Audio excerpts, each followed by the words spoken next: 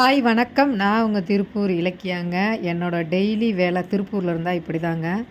நான் இப்போ ஒரு 4:30 மணிக்கு சாப்பாடு செஞ்சு கிளம்பிட்டேங்க. கிளம்பும்போது நம்ம வீட்டுக்கிட்ட 2 பப்பி இருக்காங்க. அவங்க என்னை விட மாட்டாங்க. இவ வந்து ஒரு ஃபீமேல், அவன் வந்து பார்த்திங்கன்னா ஒரு மேல் பப்பி. இவனுக்கு கருத்தடை பண்ணியாச்சுங்க. சாப்பாடு வச்சுட்டு தான் நான் வெளியே போக முடியும். நைட்டு 2 பேர் வருவாங்கங்க. அது அந்த பக்கம் கொஞ்சம் தள்ளி போய் வைக்கணும், அடுத்த வீதியில்.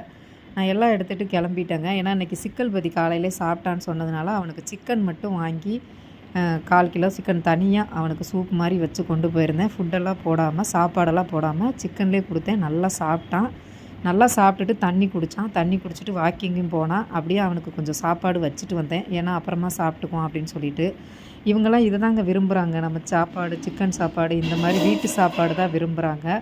தண்ணியெல்லாம் குடிச்சிட்டு வாக்கிங்கெல்லாம் போனால் அவனையும் பார்த்துட்டு உள்ளே போய் நம்ம குட்டி பப்பி அண்ட் ராமு அண்ட் சிக்கல்பதி இருந்தாங்க. அவங்களுக்கும் ஃபுட்டு வச்சேங்க. என்னோடய டெய்லி ரொட்டீன் தான் உங்களுக்கு போடுறேன். என்னால் டெய்லியெல்லாம் வீடியோ போட்டு விளம்பரம்லாம் பண்ணுறதுக்கெல்லாம் நான் விரும்பலை. சரி, உங்கள்கிட்ட என்றைக்காவது ஒரு நாளாவது காமிக்கணும்ல நான் செய்கிறதெல்லாம் அப்படின்ட்டு தான். நான் திருப்பூரில் இருந்தேன்னா கண்டிப்பாக இது ஒரு டெய்லியுமே ஒரு நாளைக்கு ஒரு டைம் இப்படி நான் பண்ணுவேன். இந்த ராமு பறந்தான். எல்லாத்துக்குமே சாப்பாடு அவங்க 4 பேர்த்துக்கும் போட்டுட்டேன்.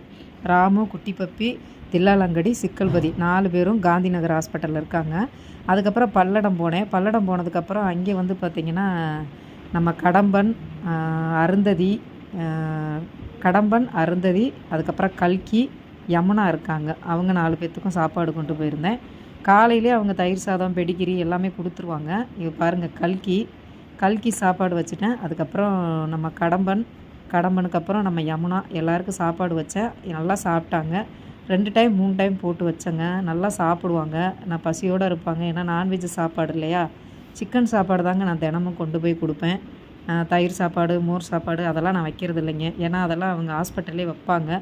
இவங்க வந்து உடம்பளவுலையும் மனசளவுலையும் பாதிக்கப்பட்டிருப்பாங்க. இந்த டைமில் நம்ம நல்ல ஃபுட்டு கொடுத்தோம்னா இன்னுமே கொஞ்சம் ஹெல்த்தியாக சீக்கிரம் ரெடி ஆவாங்க அப்படின்ட்டு தான் சாப்பாடு கொண்டே கொடுத்தேன்.